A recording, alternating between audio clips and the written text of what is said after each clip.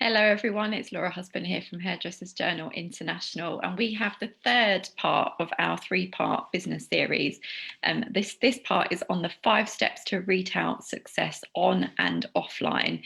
And with a wealth of experience in retail sales training, we are here with the amazing Valerie Delforge, who will be showing you the 5 steps to retail success online and offline, and how to give you a boost in terms of revenue, confidence and retail mindset.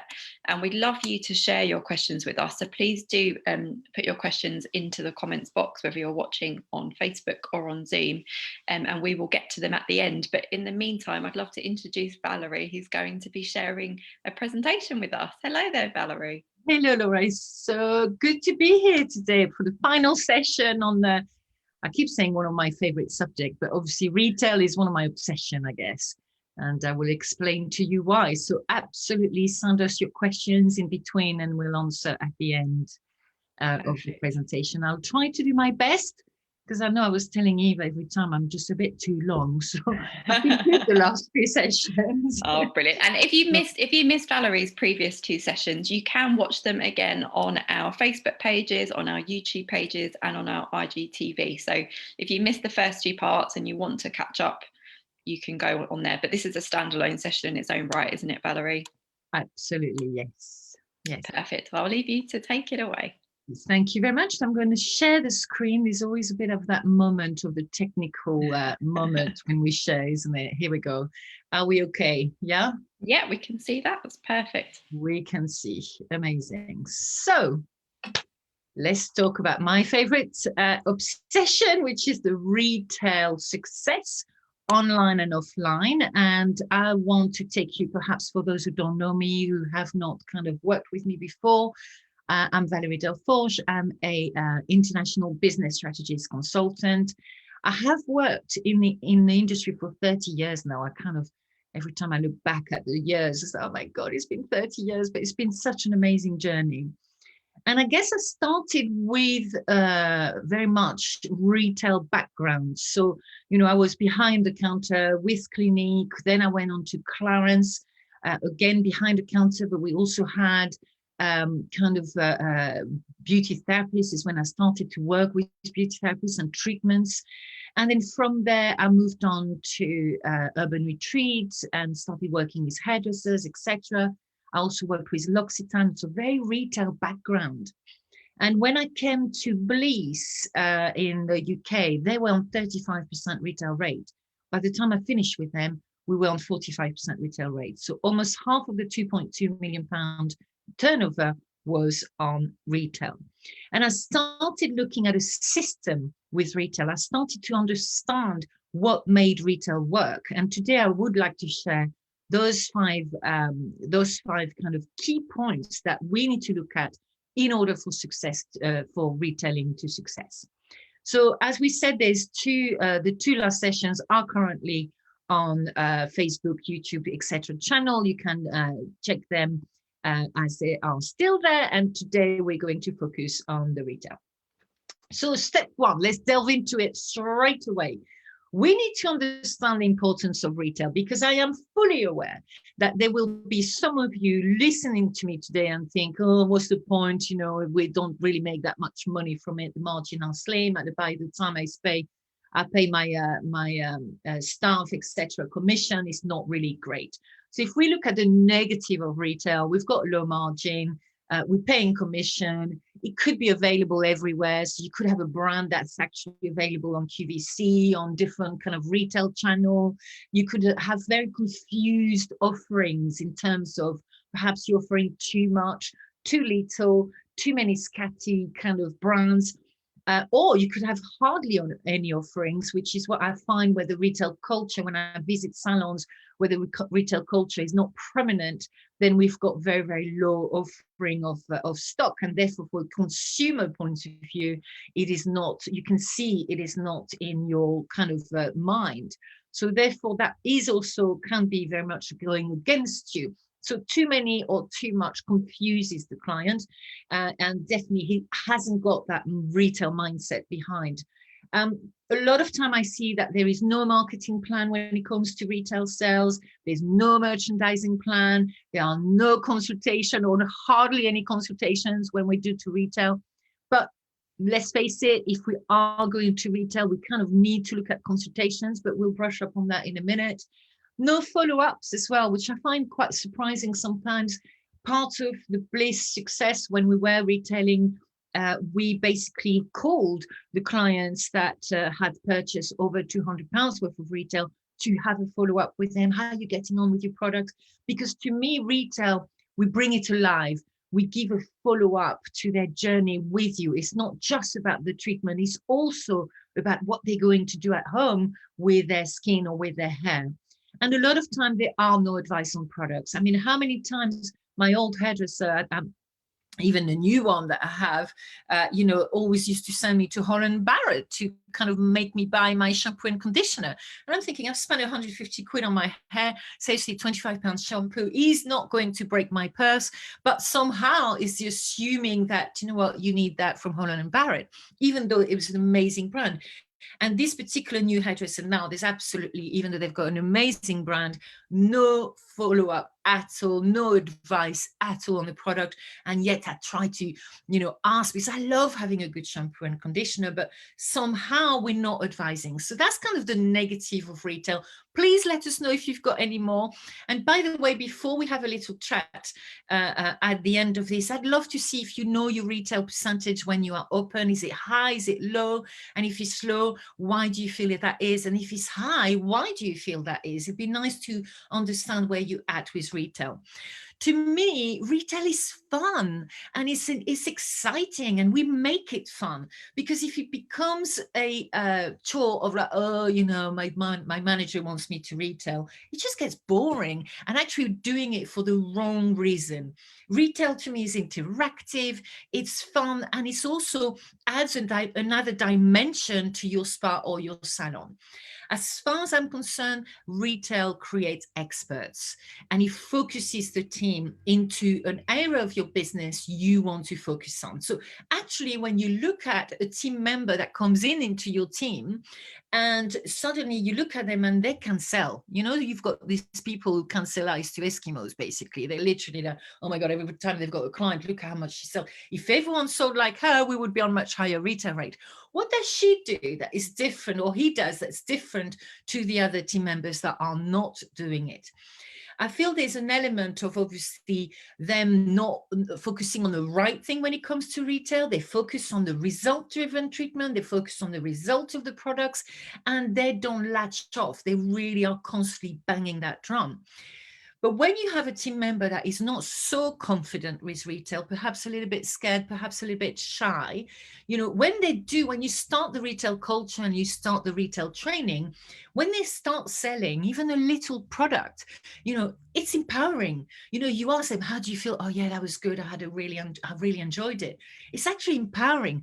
So what we do when we do the retail training is we basically break all of those barriers, because really when we don't sell, we just add barriers to the why we don't sell. To me, retail is going to build customer loyalty, and is a customer that's not only going to have an amazing treatment, but on top of that, will carry on with these amazing products at home to make sure that the skin or the hair is maintained. So it's very, very important as far as I'm concerned. As you can see, I'm very passionate when it comes to retail sales, because it increases the revenue, as simple as that. So yes, of course, it's low margin, but to me, it's a numbers game. The more you try to sell, the more you're likely to sell. If you're only selling 5 products, well, yeah, you're going to see hardly anything in your bank account. But if you're selling 50 products, if you're selling 100 products, if you're selling 200 products a month, suddenly becomes a much nicer pay packet on top of what you already generated with a treatment. The key to retail, as far as I'm concerned, is achievable targets. If you start setting too high, now I'm looking, when we do the retail training, we're looking to increase your retail sales at 20% of the overall takings should be on retail sales. But if you are already on 4%, there's no way you're going to get to 10%, 20% overnight. It takes time. It's like any process that you put into place. It takes a little time to get to that number, that number that will be healthy for you, and you will feel you're getting that extra revenue. And the only way you're going to achieve that is by giving individual targets. So let's say you've got a lovely lady that's come in to your team and she can sell, absolutely everything to every client. She's not going to have the same target as someone who can hardly sell. So the minute you start doing the individual target, the individual focus, when it comes to retail, it becomes motivating, empowering, and it actually becomes much easier and softer. And I do look at a lot of incentives, because incentives, let's say this weekend, anyone who sells the most will receive something. Incentives are great to give a bit of a rah-rah in between all of the individual targets. When I was at Bliss, I realized that actually, obviously, I had all these years of experience of retail behind me with L'Occitane and the way they function and everything else, with Clarence, with Clinique. There was all this kind of aspect of retail. But with those places, Clarence, Clinique, L'Occitane, what happened is that the client came into the business or to the counter or to the boutique, knowing they wanted perhaps to purchase something. They had an intention of buying something. When they come to your business as a salon, as a hairdresser, as a beauty salon, as a clinic, they come in for a treatment. So retail is not in their head. When we have business owners that say to us, at the end of the day, retail is not great, etc., because the therapists or the hairdressers can't sell. Well, we know that. We know that because retail is hardly prominent when they do their training. We hardly talk about how to retail. They might have had the brand training, which is very focused on the brand itself, but not on the actual selling culture or retail culture around your business. And what I have noticed throughout the years is, compared to a client going into a big department store or a boutique to buy something, they come to you, and therefore their customer journey is very different. So we want to include the retail as part of their customer journey. We want to make sure the client doesn't feel forced into buying something. We want to make sure that the clients leave there with their little bag and their product feeling $1 million. Like they didn't really spend that money on extra on retail. It just was necessary for them. So we're giving them a service by adding to the expertise we've given them on the treatment. So retail will happen if your customer journey is on point, because you could have a very good hairdresser, you could have a very good therapist in the room selling, but what happens when they come out? And it's particularly difficult in spas, because in spas, the client will go and relax for 5 hours. So whatever was said in the room will basically be forgotten by the time they come into the reception. So there's many touch points that we need to really allow for that to happen in a spa. But it's the same with the hairdressers. For example, I went to have a blow dry. The hairdresser sat me down. I was going to a little event in Birmingham, had I had a dress and a little bag, and he sat me down and he did this consultation, and I was like, wow, I love it. I love it when someone tries to sell to me. I'm like, oh yes, please do. Let me see where it goes. And it was amazing that he added a whole kind of a treatment and a backwash. And then I said to him, oh, my hair's getting thinner. I'm just going through all sorts of emotional and hormonal kind of issues at the moment. He came back with this amazing products, shampoo, conditioner, and serum. And it was a box. And I'm thinking, I'm traveling to Birmingham, but I need it. I want it. It's amazing. Yes, this is going to be the answer. This is a big hairdresser. We can find it anywhere in London. I'm sure in Birmingham as well. But somehow he sold me into it. The only mistake he did was when we stood up, he did not give me the box. He left the box at the mirror. I walked 10 steps, because obviously I know what to look for. I walked 10 steps to the reception. And by the time I got to reception, I'd forgotten, or I'd kind of convinced myself, Valerie, don't be silly, you can come back and get it, or you can buy it online. At reception, they tried to sell it again, but it was too late. Had he given me the box and say, these are your products, I would say, oh, thank you. And I would have come to reception with it. So sometimes it takes a split second for the customer to change their mind if you're not really, really clear of that customer journey. It's also down to the managers. If you as a manager or owner doesn't want to make retail part of the culture and part of your business, it will not happen. It's as simple as that. It comes from the top. That's why I work with the managers when it comes to retail culture, and my trainer works with the teams, because she kind of focuses them on everything else. I'm focusing them, the managers, on the longevity of the retail culture. You know, we don't want you to invest in a retail training that's going to peak for 3 weeks and then just fall flat. We want you to have that as a culture within your business.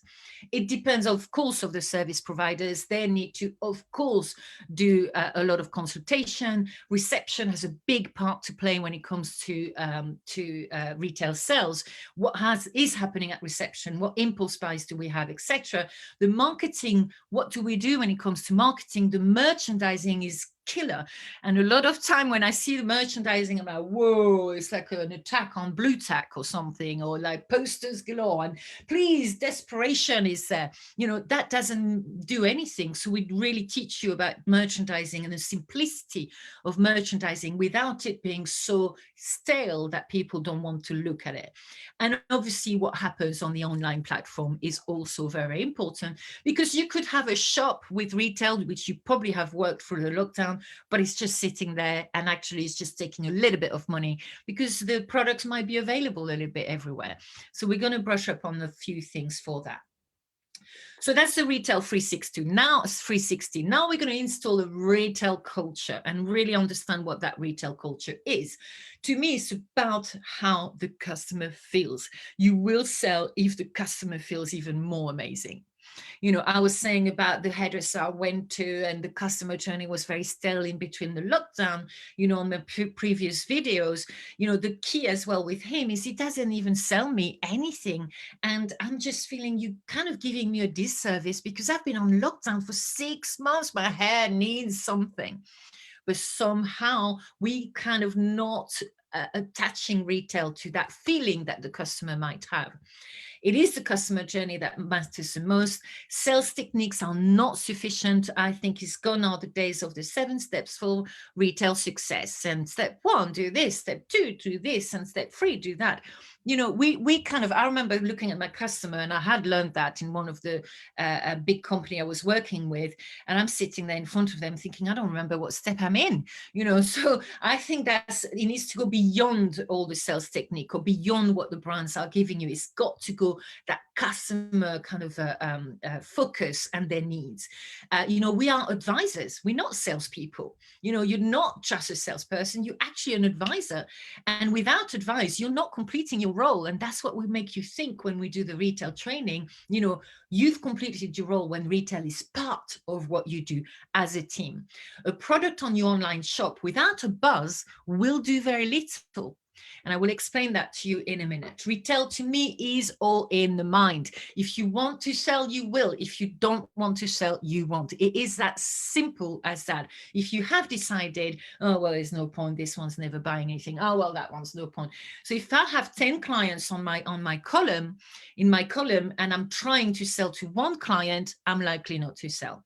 But if I'm trying to sell to 10 clients, I'm likely to sell 1 product. So again, retail is a numbers game. And it's the same for the managers. If they've decided that retail is going to be, or the owner is going to be a focus, it will increase automatically because you've made that your priority.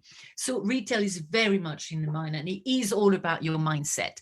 Retail will happen if you want retail to happen. It's all about creating a system around a very clear and defined customer journey and generating an interest from your client's perspective and from your brand's perspective as well. And it encourages each team members to the way they're functioning. As I said, if someone's very scared of retail, I don't want to petrify them that they never want to sell.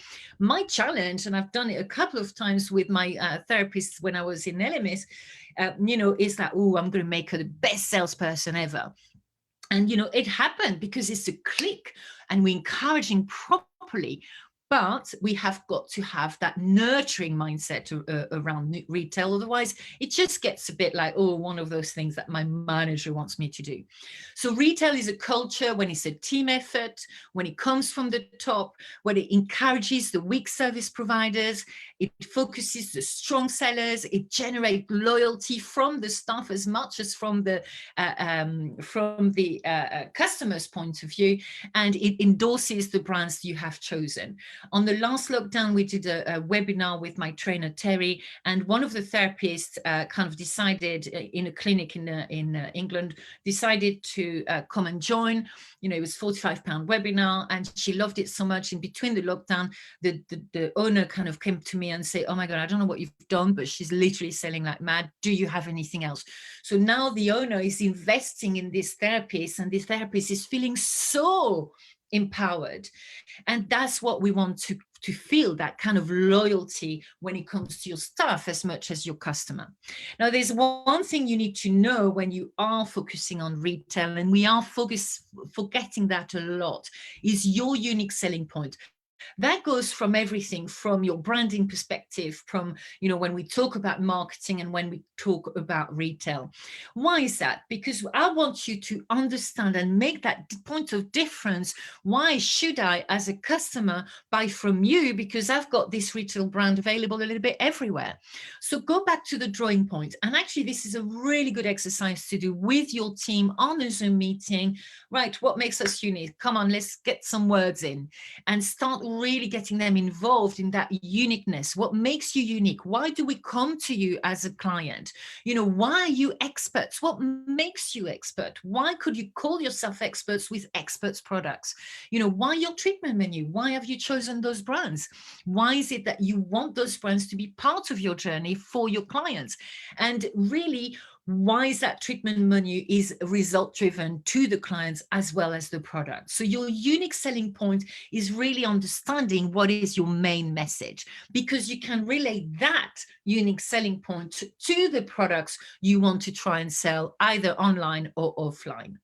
This, I say it again and again, the single biggest problem in communication is the illusion that it has taken place. We think we have communicated properly, but have we?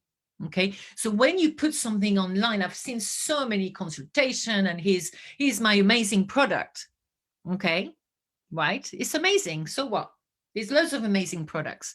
I want to know why you're choosing it as a client. I want to have an understanding what makes that product special. Because when the customer buys into a product, they buy into you and they buy into your story. We had, and I can't remember if I said, I've been saying so many stories lately, so forgive me if you heard this one already, but we had a tea in Bliss that was kind of not really selling. And I found this tea that Connell, I like the look of it, contacted the owner, asked him to come and visit us, etc. The tea was amazing. And he sat down and he told us his story. He had a very big accident, and then he started creating his own tea, looked into it, blah, blah, blah, and all about green tea. And we just sat there like, oh my God, it's amazing. We want this tea. We put him in front of the team on a tea meeting, and he started telling his story about the tea. And oh my God, we did not stop selling it. Now, it was the tea. Obviously, the tea was good. The quality of the tea is good. The quality of the product is good. You're not selling, second-hand kind of basic products. You're selling high-end, result-driven product. But the story behind it, the why we were buying it, was just boom, a click. Why is it when I was at Urban Retreat, a rep came in of a brand that wasn't so popular compared to another brand that was popular, but she was so engaging when she was telling the story, the USP of the brand, why it was here, that everybody loved those brands, and it became very popular. Because we buy into that product and that story more than anything. So when you do your post, when you do look at your social media, or even on your visual merchandising, or even right now, we've seen some amazing boxes for St. Valentine, for example. Here's a box that we've done for you. Okay, I can get a box anywhere with loads of stuff in it. Try and create the needs. Do you suffer from blemishes because of the mask? Here's the product that's going to be answering your needs. Is your hair behaving badly in the lockdown? look, I've got this for you. Mine was as well. This is the before and after, and look what it does. Let's talk about the product as the answering of the need. Are you nail splitting at the moment? All of this question, we're answering the needs with the amazing products that we are showcasing all of the time. When you do sell, remember, you sell the problem you solve, not the product. And that's the mistake we make a lot of time. Even when we have kind of consultations that are kind of okay, but not so amazing, you know, they're just kind of saying to us, and especially I'm a bit older, here's the products that I think will be good for you. Is it? Would it? How do you know that? You've not even asked me any questions. So we've got to look at what problem we're solving when the client comes in for treatment, as much as retail, as much as when you're doing it online. And step 5, obviously, we can't have retail without consultation, and seldom do the consultation happen, unfortunately. And in particular, at the moment, the PP takes over. I can't hear anything. No one's talking to me too many times. You know, I was talking to someone recently who was telling me, well, I've added 10 minutes for consultation and I've added 10 minutes for the PP. That's 20 minutes in between treatment. I mean, you better sell 40% retail rate as far as I'm concerned. Otherwise, forget that. That's just too much. You know, we give the therapist or the hairdresser 10 minutes, they're going to take it.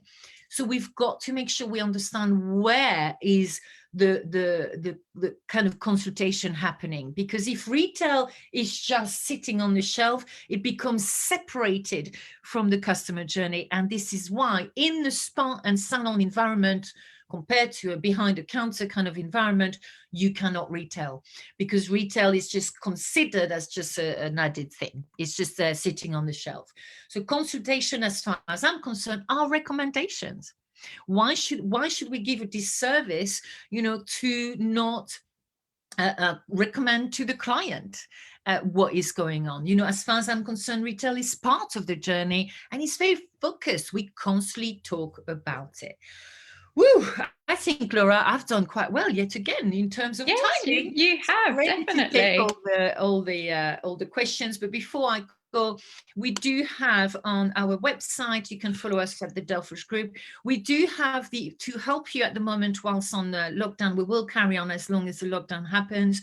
We've got the free retail modules available, including one on retail mindset, the online retail, and also take your retail online, and also the customer journey at £45 instead of £125. And we've created progression packs because we felt it was really important to focus the therapists, hairdressers and receptions. So we've got 3 progression packs. They're £125 each instead of £225, and any is for one person. Any extra person will be an extra £50. But we can also do retail remote with my lovely trainer called Terry. And obviously, if you want time with me to kind of kick you when it comes to retail, I'm more than happy to do that. Oh, perfect. Well, thank you so much for that that great presentation there, Valerie. And we've had questions coming in while you've been talking. So I guess, should we get cracking with them? Maria asked, she says that you mentioned in step 1 that too much confuses the client. Do you have any recommendations on not stocking too many products or brands? Well, I mean, I have got clients who have kind of a boutique feel, and they've got different brands, etc. And when I worked at Urban Retreat, we opened You Are Beautiful in Kingston. We had 70 brands, but 50 of them were retail based only. The rest was used in treatment. I think what's important is the understanding of the customer journey. So let's say, are you a hairdresser or therapist, sorry, or clinic? This one is a therapist. She was specifically mentioning skincare. Yeah. So with skincare, for example, if you are, if you have a treatment that's answering one need. So let's say I had a client that had, a specific brand for a long, long time. We wanted to introduce another brand to kind of give the client a bit of a journey, like, okay, you've had the essential kind of treatment, let's get you into an advanced treatment. So then we're introducing another brand. And then in between that, there's all the impulse buys and everything else. As long as when you are including retail within your salon or clinic, it is very kind of clear. What I have found is when there's too many things going on, too many different treatments, too many different products involved, it confuses the therapist and it confuses the team. So just be careful and make sure that it has a journey. So when we're introducing that brand, I want a good 6 months before we're introducing something else, because then it gives that brand time to develop and really time to be part of the client's mind, basically. Otherwise, it's just going to sit on the shelf if you introduce 2 or 3 brands at once. It just will make no sense. So it's a Definitely. strategy, I guess. I hope that answered. Definitely. And just adding to that, Valerie, you were talking about the story behind the brand and the products and getting that across. Is it important for the team to all be behind that story and that understanding and make sure everyone has that passion in order to be able to sell the products? 100%. I think they need to understand why you've chosen those brands, and I remember one of my client kind of chose a brand because the therapist really liked that brand and she worked with that brand before. But what happens there is that that therapist better stay there for a long time. Otherwise, you kind of stuck with a brand you don't really believe in, number one. And number two, it's rely on that one therapist. So you will always have people working within your environment, whether it's hair salon or beauty salon, that are not necessarily gelling with your brand. But actually, if we start chipping at it on the retail kind of culture basis and really get them to understand the brand, why you've chosen them, why it's important to you, and perhaps do a Zoom call, do a team meeting around that, you will find that, the team buys into it a lot more. Definitely, that's I hope great, that answered. Valerie. Yeah, definitely. And we've had a comment here, and that's asking what happened to the days when products would train stylists on products for free, and you would get free brand training. So what do you mean? As in, I think he's just commenting to say that he doesn't feel like brands are offering that same free brand training anymore that they used to yeah, do. I agree. I agree because perhaps it's. I mean, I completely agree, and I think that's where retail goes on the waistline a little bit. The only thing I would say to that is I don't want to rely purely on brand training anyway, because I just feel that brands are very specific to their own brand. But when you look at retail as a salon, you're going to look at a retail as an entity, not just with that one brand. Unless you're just a one brand salon, then kind of find out if the brand can help you a little bit. But is that enough? Contact us, we'll help you out. Because it is about installing that culture. I feel the brands are going to go very much onto more of the product knowledge. And yes, we need to have product knowledge, but it goes beyond that. Definitely. Now, thank you for that, Valerie. And someone else has said that their clients prefer to buy online, often what is recommended, but they feel like they can get it cheaper than this person can from their wholesaler, for instance. And this person is a lone worker, so they find it hard, and they still always want to recommend the best products because they want them to have. This is a hairdresser, they want them Mm, to have the best hair, but mm. they're not able to match the prices that clients have been able to find online. That's kind of the issue, isn't it? Is that the whole world is cheaper online, isn't it? But I mean, maybe it's looking at the products you want to recommend as well. There are brands that are a little bit more, that have started to be a little bit more understanding and perhaps doing drop shipping directly to the client as well now. You could kind of look at affiliations. Brands have had to reinvent themselves since last year a little bit. So we've seen a lot more affiliation going on with the brands. So perhaps it's what you're holding and it's not the right fit anymore for you because the client constantly goes online. Kind of research a little bit more on the brands that are available for you that could do affiliation a lot more. But I agree, I mean, but it could be also, I mean, you're going to say no, it's not, but it could be also that sometimes we give ourselves a barrier. Oh well, it's cheaper online, I may as well not bother telling them about it. So we just do it once in a blue moon or talking to the new client, but not everybody about it. So it becomes a little bit kind of a barrier. Oh, it's cheaper online. I'm not saying you're doing that, but kind of check that it's not what you're doing. And if not, maybe it's in the offering that we need to look at something that is perhaps talking to you a lot more and a little bit more flexible. Have you Definitely. thought about creating your own hair oil, or have you thought about something that you create yourself? There's a lot of white label products at the moment that are great. Again, that's just going back to maybe it's that one key products that's what you're going on about, because it's your key product.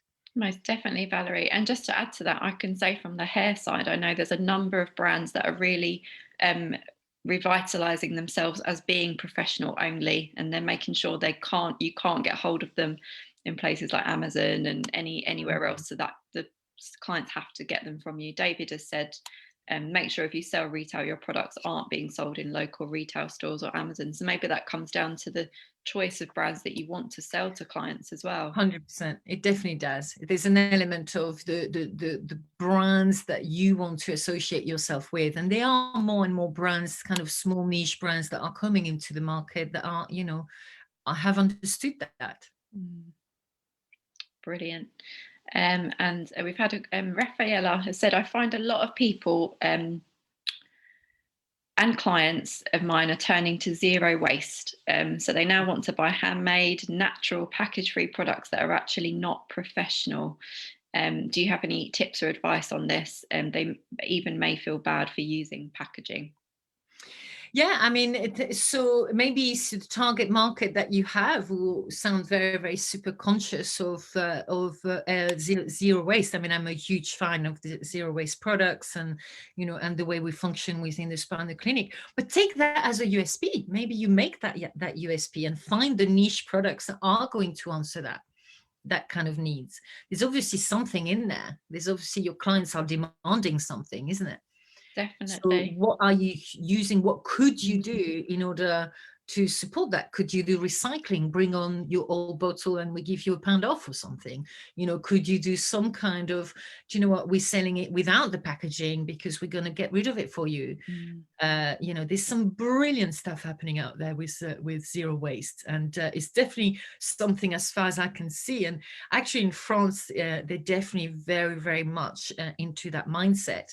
And we see some really cool stuff going on. So yeah, maybe be that pioneer in your town that is focusing on that, because that's the demand. So what brands are you having? It goes back to understanding what you're having in terms of brand. 100%. And I know in the hair industry, I'm more kind of from the hair side, there is a trend to brands introducing refill bars and options where clients can purchase a product and bring back the packaging, keep it to refill it when they come back to you. There are Now, kind do of... you know what? I'm going to be a bit old-fashioned on that, and it's because Clarence, in my Clarence days, what they used to say is, do not decant a product from a bottle to another, because if something happened to the skin, for example, you won't know if it you know, if the bottle was really hygienic, and they could have had an allergic reaction, but actually it's because we decanted something where it was not cleaned properly. So when I saw that coming up, I was like, oh, is this really what I want to see? Is this really the answer? So I kind of believe it is amazing, it's good. Yeah. And, you know, we go to the shop, the bulk shop, where we don't have any more plastic and everything else. I love it. But just make sure you do it properly. Make sure you don't cut corners. Great advice there, Valerie. So it's about the research, isn't it? Yeah, just do your research and make sure, if you're going to do it, make sure the brands is adhering to what you want it to do. It's just when I saw that, it was my instant kind of old training, like, do not decant anything on the plastic. We just do sample, blah, blah. I'm like, wow, okay, this is going against my, you know, my belief from 30 years ago. So perhaps, and we have to be flexible and move on with the time. So great, but make sure you don't kind of, you know, I've seen a lot of things decanting and stuff. I don't know. Bit of a question mark, as long as you're hygienically, especially at the moment, kind of doing it.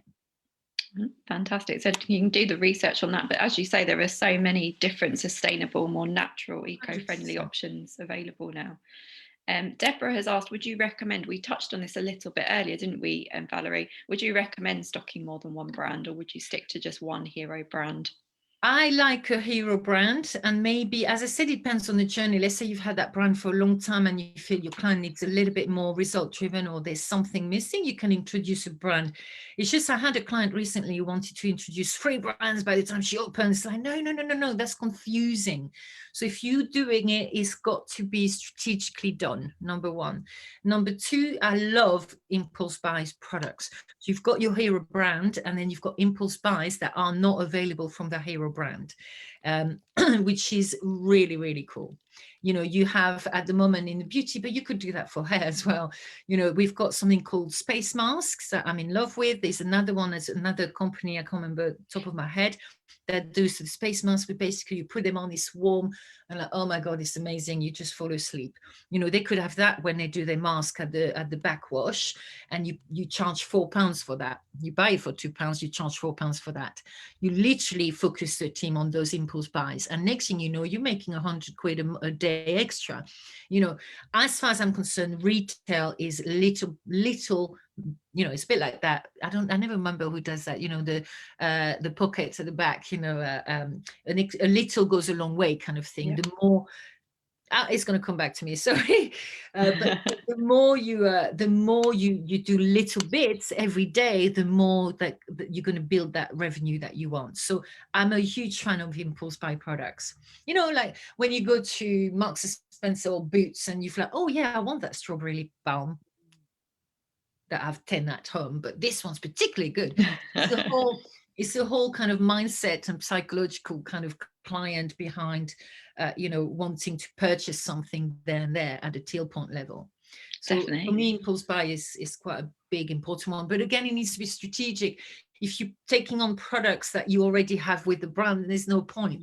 It needs to be something that is complementing what you already have. Great advice there, Valerie. And I guess if someone is spending a lot of money to treat themselves, that little bit extra at the end is just going to kind of be the cherry on top, isn't it? If they 100%. grab something right at the checkout. Would you recommend putting a visual shop on a salon website, even if you ask the customer to buy the product? For example, we wouldn't want to sell a retinol product to anyone that hasn't used it before. So this is more to do with skincare, isn't it? Yeah, And kind so of prescription and making sure that you're offering the right product to the right client. Yeah, 100%. So a lot of my clients with the retinol, for example, do only available on Skin Consultation, £10 booking fee redeemable against purchase for your online kind of focus, for sure. So yeah, you don't have to put all your products on the shop. But what I mean by online is at the moment, when you have a product, we need to bring it alive. We need to make it, you know, it needs to have a buzz behind it.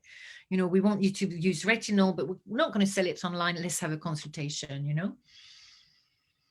Brilliant. I'm going to quickly whiz through these, Valerie, because we've got lots of questions, but we are running out of time.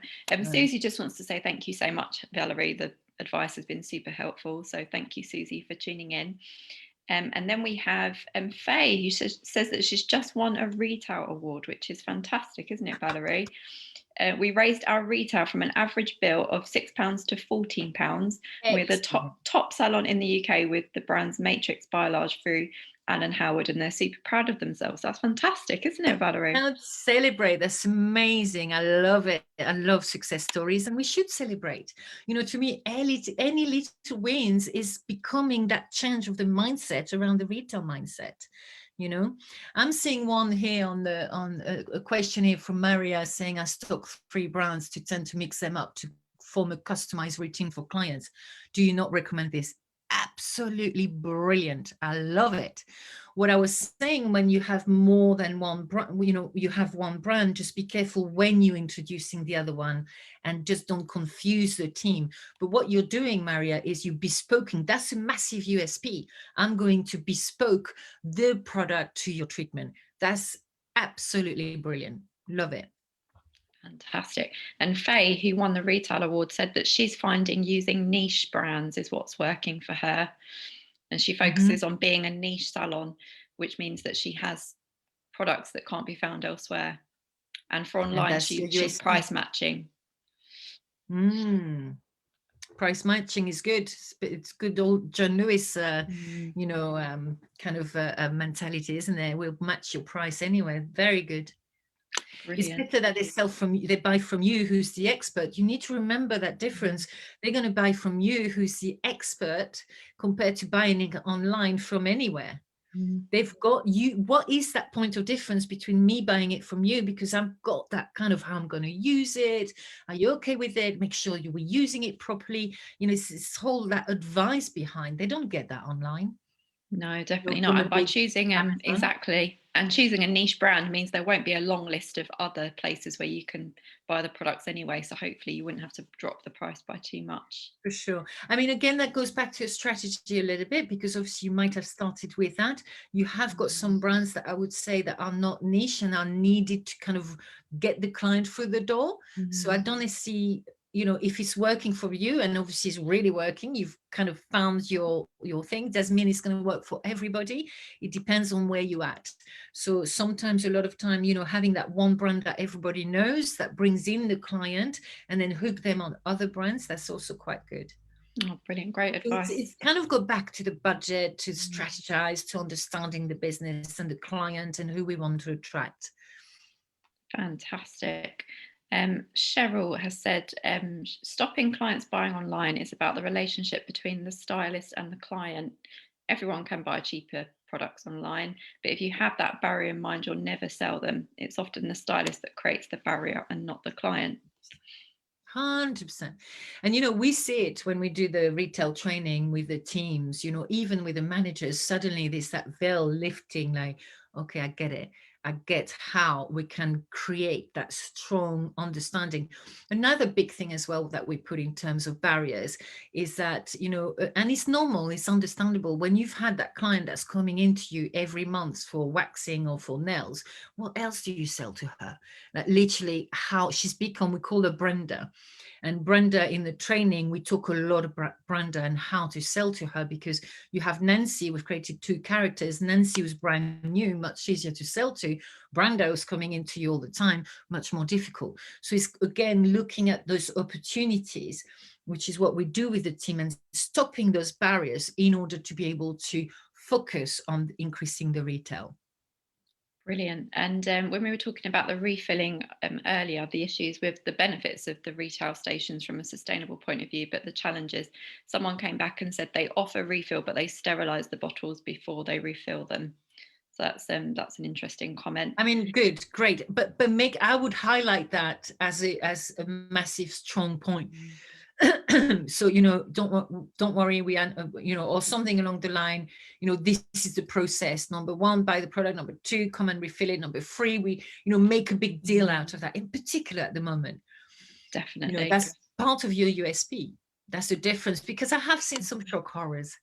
Yeah, I can imagine. So that's a great point. So promote what you're doing well and what makes you different from what else is available. Sometimes as a salon, we do something and we're not even realizing we're doing it because it's normal, but actually it's a big deal. That to me is a massive deal, because, okay, I'm hooked now. I like it. I will do that. And otherwise, if I've seen it, I'll be like, oh, no, I don't want to, in case something's happening in the bottle. Definitely. And that would make you stand out from the salon down the road that might have a similar refilling station but isn't sterilising or not shouting about it. Or not doing it properly. Maybe do a little reel, or, you know, something about the whole sterilisation process. That's fantastic. And everyone is so hot on obviously the cleanliness aspect, which isn't going to go anywhere. So promoting I am giving away a hygiene policy for free on my website. We've done it since the first lockdown. There's also a YouTube video. It's a basic. We didn't go on to COVID. It's the basic of the basic of the basic. If you're welcome to go and have a look. But yeah, I think it should be made a big deal of it. That's your USP. It's excellent.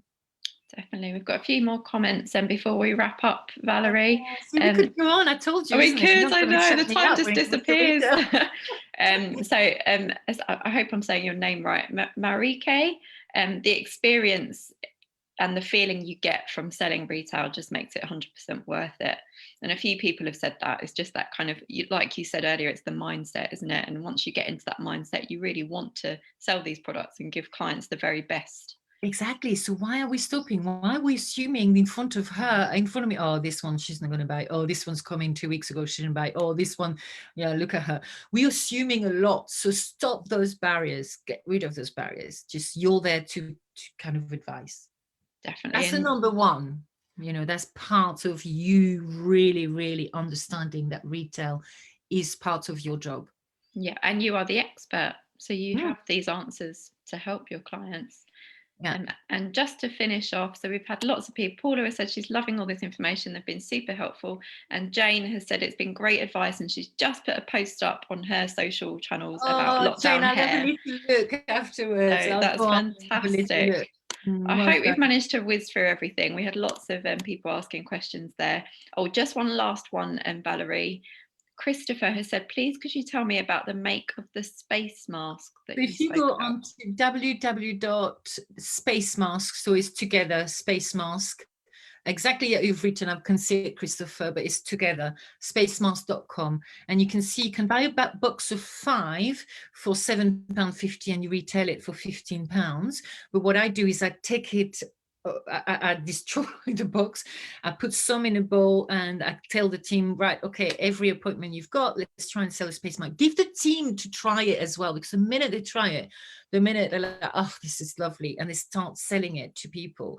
And you just sell it individually for £4 and you leave some boxes behind. So the client most of the time comes out of the treatment and was like, oh, wow, that was amazing. Let me buy a box. So it's very, very good. But there's another one as well, I've forgotten the name, that's also excellent, and do meditation and everything with it as well. So I will pop it in when I remember the name. Oh, thank you very much, Valerie. Oh, After brilliant. this session. We've But put it into loads the of things comments like as well, that. spacemasks.com. Yes, that's it. So loads of things like that in terms of, impulse buys that are just great fun. And sometimes if you feel oh, no one's really bothering with it, find another one. Yep, Just find another, something that's going to, give that little buzz. definitely. Get It's what we all need, isn't it? And when all the salons are open again, that's what your clients are going to need. Just something a little bit quirky and something to excite them just before they walk out the door. 100%. I think obviously that's why we've done the progression packs as well, because we wanted to take you on a journey. So it's all about understanding retail on a different angle. We want to have fun. We want you to have fun with it. Terry's been absolutely manic with retail training lately. Because we've understood that it's a part of your business that at the moment, wouldn't you want to sell online a lot more, because it's extra revenue that covers your sales. So that's what I focus my members on. Let's see what we can do. Let's get retail online. Everyone's doing videos and all that jazz. Definitely. And that virtual consultation. There's no getting away from it, I'm afraid. No, exactly. Yeah. And everyone's loving the virtual consultation as well, aren't they? And having those professional products prescribed to them. 100%. It's very, very good. But again, what are you doing around that to bring it alive? It's beyond the product. Brilliant. And Paula's just said she's always been more of a face-to-face type person. So she's found lockdown really difficult. And she was always taught early on not to sell, but she's learning to go more with the modern retail style. I'm guessing she's talking about the kind of the advising and giving that expert information on what products will work for different clients. But retail is daunting if you're not really like, when you're a therapist, you just want you just want to deliver a nice haircut, you just want to deliver a nice facial. Don't ask me to retail, please. It's just like, why should I retail? It's understandable. And this is what I mean, that I got really fed up when people were telling me, but they can't sell. Well, we know that they've never been trained. They've never had training. If you're lucky, perhaps many moons ago, you had 2 hours at college when it comes to retail training. So they can't be, it's impossible. When you work behind the counter, you're trained on retail literally, heavily.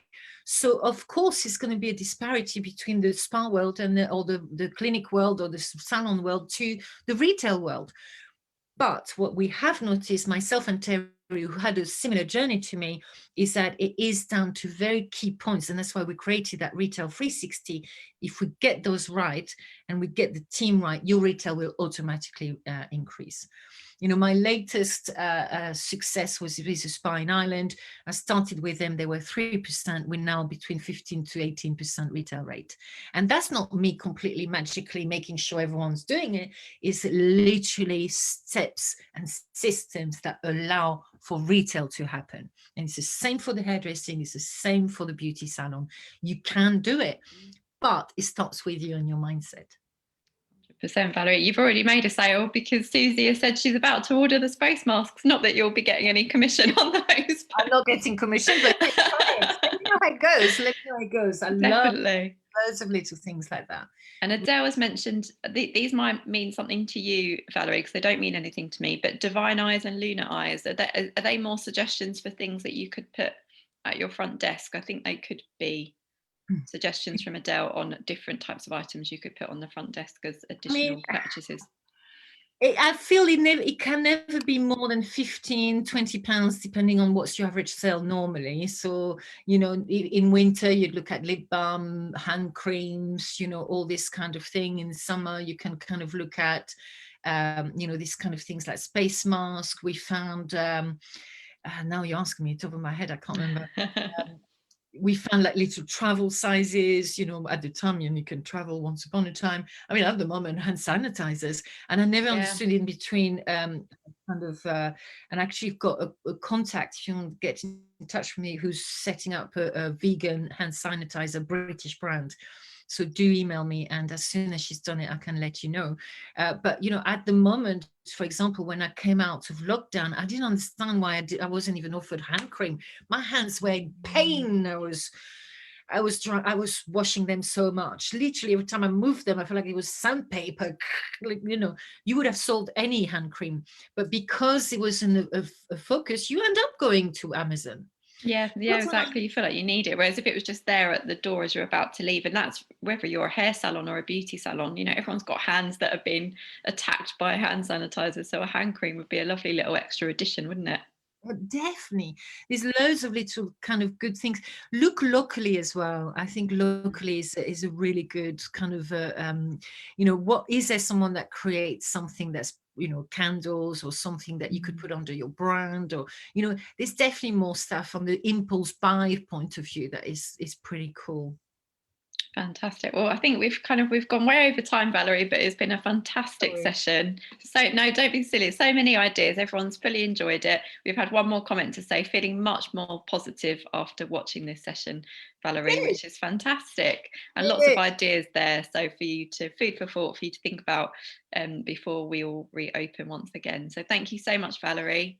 You're welcome. If I can change your mind on retail, then that I've done my job, because I just know you're going to love it once you start. You really, really will.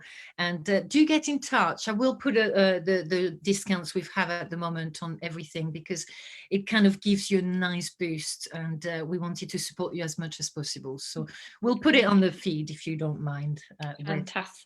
Brilliant. And it's Valerie at valeriedelforge.com if anyone wants to No, send so you an that's email. my personal website. I've got two websites. You're greedy, Valerie. And international stuff. Just go to thedelforgegroup.co.uk, is where the whole training happens. And yeah, thedelforgegroup.co.uk, we've got all sorts on there. But retail is our obsession. Terry's been with me for 3 years, and we've delivered retail training and changed people's mindset on retail in a big way. So yeah, we're obsessed. Brilliant. Oh, fantastic. And I'm sure a lot of people tuning in will be obsessed as well. I used to go around the salons or the clinics like, what's your retail target? How much have you done? Come on. If I'm obsessed about it as an owner, you're going to be obsessed about it. You really Brilliant. will. It's catchy. And Definitely. that's why it becomes really fun. Well, Exactly. I'm going to shut up, because we're going to be here another hour. I know. It's been great though. We've got in the comments, we've put your website down and the social media handle as well, so everyone can reach out to you afterwards as well. Thank you so much again, Valerie. We've thoroughly enjoyed it. Thank you so much. It was great. Take care, everyone. Speak to you soon, Valerie. Bye. Bye.